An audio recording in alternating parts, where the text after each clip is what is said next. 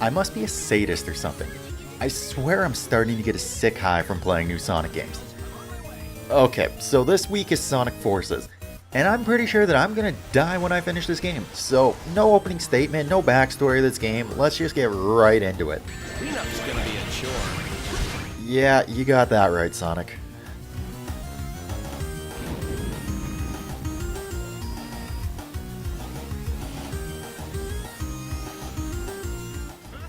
Honestly, the game is not that compelling.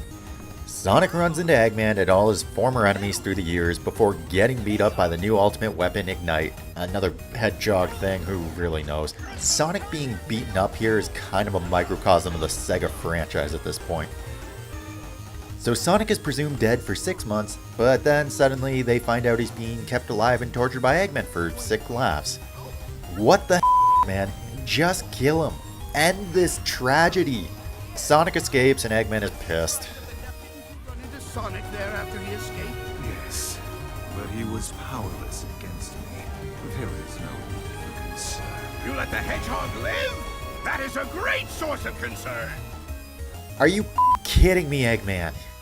So, after the world is plunged into darkness, it's Sonic, your new custom character, and Classic Sonic's job to save the day. None of this story makes sense.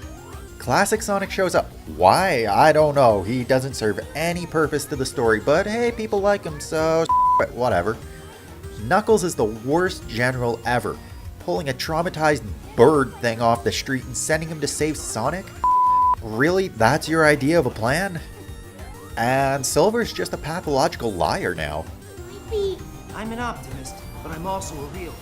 Like an optimist, you were the most depressing character in Sonic 06, and that's saying something. Everything feels wrong with this story. It feels so pointless, and all of it feels riddled with convenient plot points just so that the good guys can win. Again, I'll say, Eggman, why you didn't just kill Sonic and call it a day, I have no idea, but you're an idiot. Yet, the only people paying for this are us. Even the way the story is presented feels strange. It's more cinematic cutscenes during the level than just regular platforming. I'll give Sonic Team this. Selling to people is an art form, and they seem to have it mastered. Bring some chili dogs next time. You know what the worst thing about this game is? It doesn't play that bad. Now don't get me wrong, this game has issues, and some pretty glaring ones at that.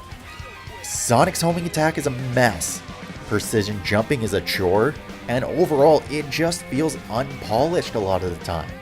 But when it plays properly, it's not the worst Sonic game to date. Forces takes a lot of the mechanics from Sonic Generations and Sonic Colors, two of the better Sonic games. It has a nice mix of 2D and 3D levels, speed through the roof, and wait, is that a gun?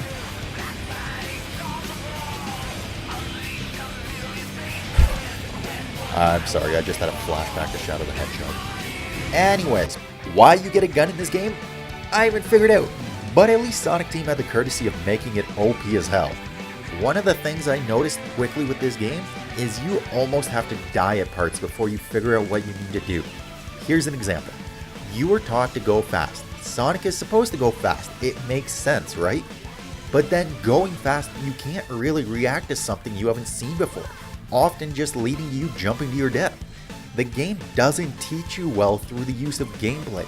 It's either a tutorial or yourself. It's not good game design. Did I say the gameplay wasn't that bad? Look guys, my mind is pretty warped from this. Give me a break.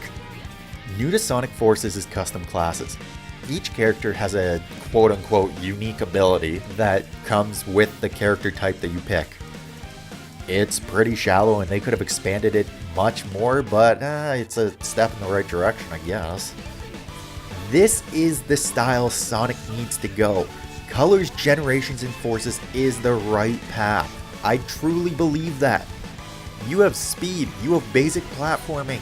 Sure, it's not perfect, but it's a hell of a lot better than some of the other they've put out.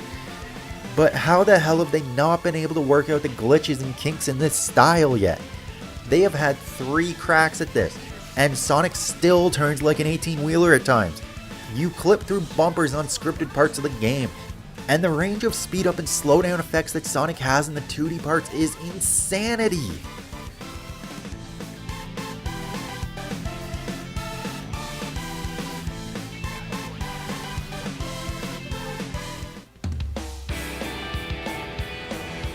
One of the greatest mysteries of Sonic is the music. I don't get how a company turns out poor game after poor game and yet keeps the music this awesome. I honest to God cannot comprehend it. As for the aesthetics, the game doesn't look that bad. It's actually kinda cool looking. I said when I played Sonic Mania, I wish they'd gone with the Generation style of art. I sorta got my wish here, I guess, minus the gameplay, but hey, baby steps. It is weird with the dramatic train dodging cutscenes and stuff, but I'm not totally against it. The writing was not as bad as some other Sonic games. Sonic actually has some clever remarks. Still in one piece? Oh, sure. Don't even bother to ask how I am. Cutting me kind of close though, pal. Yeah, that's pretty much how I roll. Okay, let's finish this, Eggman. But considering at times you can't even hear the characters talk, just goes to show you how unpolished this game is. Virtual reality projections. They have mass and form, but no heart and soul. Virtual reality? So all those familiar faces that were part of The game is 3 hours long. That's good for my health, but it is not good for my wallet. The game has 30 stages in it that range from 2 to 4 minutes, and a few bonus stages that take maybe a minute. But other than that, you're stretching it. The SOS missions are pretty pointless, minus collecting clothing, and frankly, if you want to get all S ranks in this game, it's not that difficult. I probably got 50% S ranks just playing through the first time. If this was a $30 game, or even less frankly, we might actually have something. But it's not, which is a big problem. Well Christ, what do I even say here? I mean, I don't hate this game, I think. Really all I felt while playing this game was that it was really just unpolished. And that keeps it from being a half-decent game. The story's garbage, the music is good, and the gameplay is going in the right direction. I really do believe that. But the price and length, along with just the general flaws, I just don't think this is worth playing. Why Sonic? Why? How have you gone so far downhill? This doesn't make sense. I have to get to the end of this. I have to figure this out. We're going to have to do something that I never wanted to do in my life.